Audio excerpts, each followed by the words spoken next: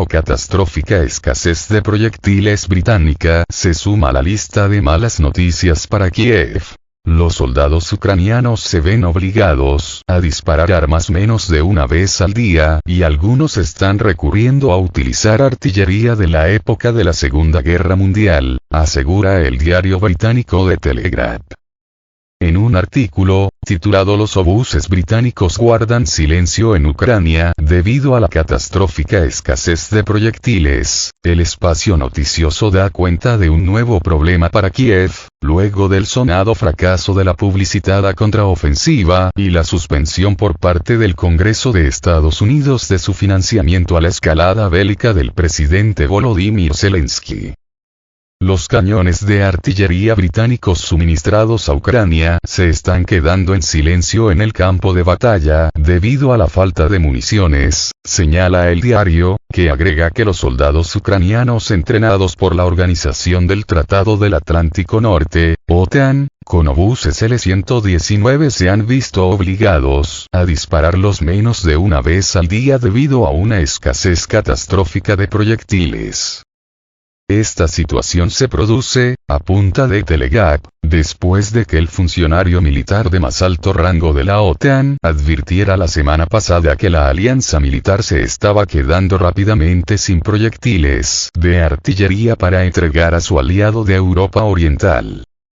El almirante holandés Rob Bauer, que preside el Comité Militar de la OTAN, admitió en el Foro de Seguridad de Varsovia que el fondo del barril ahora es visible. El artículo del medio británico incluye además el testimonio de Miron, un comandante de artillería estacionado cerca de Artyomovsk, que declaró que su unidad no contaba con suficientes proyectiles para utilizar el L-119.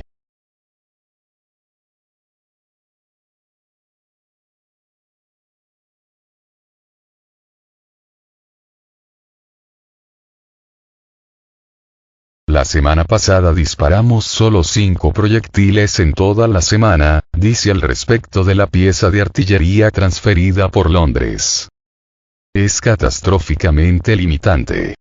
Cuando estamos en batalla, tenemos que sopesar con mucho cuidado si debemos usar un proyectil o no, afirma en la nota el comandante ucraniano, quien agrega que no tener suficientes proyectiles cuesta la vida de soldados. Miron y sus camaradas fueron enviados a Alemania para entrenarse en la L-119 durante el verano.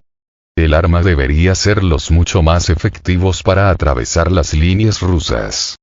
Pero debido a la escasez de proyectiles de 105 mm fabricados por la OTAN, han tenido que recurrir a sus obuses existentes de la era soviética. Entre ellos se encuentra un antiguo D-44 de 85 mm, un arma utilizada en los enfrentamientos finales de la Segunda Guerra Mundial, indica la nota. El medio británico señala que, en contraste con esta situación agónica, el ejército ruso utiliza hasta 20.000 proyectiles de artillería por día en el campo de batalla, agregando que ese país supera claramente a Ucrania en términos de poder de artillería. En ese sentido, señalan, persiste la preocupación de que Kiev esté agotando sus reservas más rápido de lo que sus patrocinadores occidentales pueden reponerlas. Luego usaremos arcos y flechas, dice uno de los miembros de la unidad ucraniana liderada por el comandante Miron.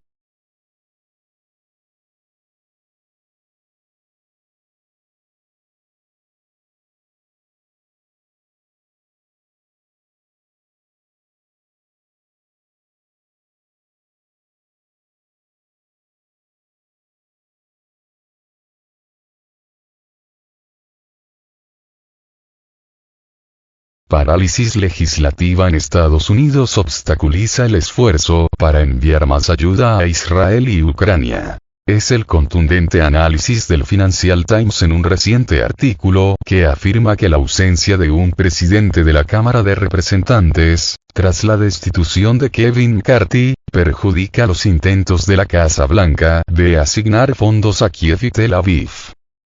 El fracaso de los republicanos en seleccionar un nuevo presidente de la Cámara corre el riesgo de complicar los esfuerzos de la Casa Blanca para enviar miles de millones de dólares en ayuda militar estadounidense adicional a Israel y Ucrania, mientras los legisladores se preparan para una tercera semana de caos en el Capitolio, resume el diario británico. La nota señala que el asesor de seguridad nacional Jake Sullivan, incorporado a la estrategia gubernamental del presidente Joe Biden, dijo el fin de semana, 14 y 15 de octubre, que el mandatario había dejado claro que pediría a los legisladores de los partidos demócrata y republicano que respaldaran un nuevo paquete de financiación para ambos aliados de Washington. El valor del paquete propuesto, explicó, sería significativamente superior a los $2.000 millones.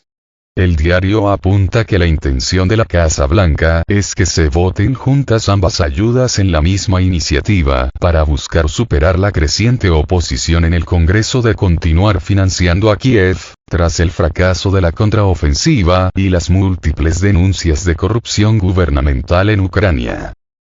Sin embargo, el Financial Times observa que políticos de ambos partidos reconocen que la disfunción crónica y las marcadas divisiones en el Capitolio obstaculizan el plan del gobierno de Biden, ya que la Cámara Baja del Congreso ha estado sin presidente durante casi 2 semanas, tras la fulminante destitución del legislador Kevin McCarthy votada por los demócratas y un puñado de republicanos.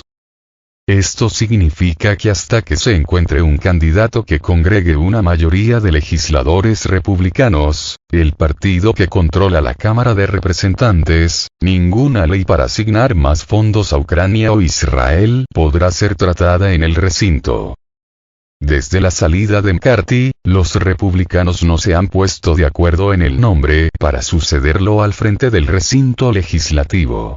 Inicialmente, se había propuesto al parlamentario Steve Scalise, del estado de Luisiana, pero luego de 24 horas su candidatura, que parecía destinada al fracaso, fue bajada por la bancada.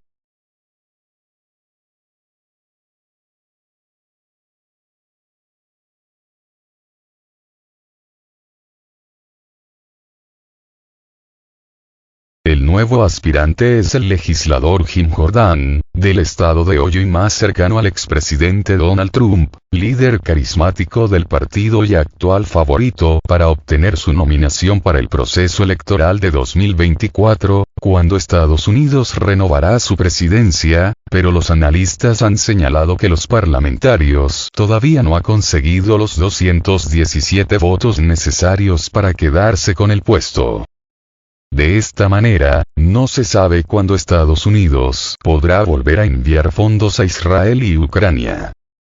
A comienzos de este octubre, el Congreso aprobó una ley para evitar el cierre del gobierno, con la que financiaba por 45 días el funcionamiento de la administración pública, pero sin incluir en el texto dinero extra para Kiev, luego que tampoco aprobaran el pedido del presidente Biden de enviar $20.000 millones extra para Ucrania.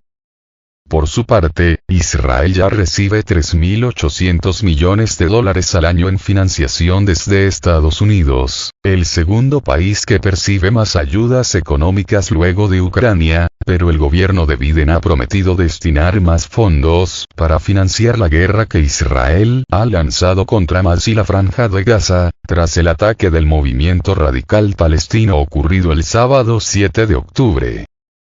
Las Fuerzas Armadas de Ucrania intensificaron los bombardeos de artillería en la parte de la orilla izquierda del Dnieper. En el último día, la orilla izquierda de la región ucraniana de Jersón se ha convertido en objeto de una mayor actividad de artillería por parte de las Fuerzas Armadas de Ucrania, AFU. Los bombardeos afectaron asentamientos como Nova Kakhovka, Korsunka y Saji, causando la destrucción de infraestructura civil y edificios residenciales. Una situación crítica se desarrolló en Olechki, donde, según información de las autoridades locales, 2 civiles murieron y otro resultó herido como resultado de los bombardeos. Datos adicionales dicen que una persona murió en Radensk.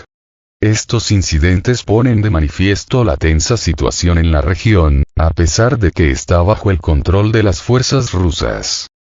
Este aumento de la actividad puede ser una señal de la preparación de las Fuerzas Armadas de Ucrania para un nuevo contraataque en esta dirección, que, por cierto, Vladimir Putin declaró recientemente, sugiriendo que las tropas ucranianas continuarían la contraofensiva.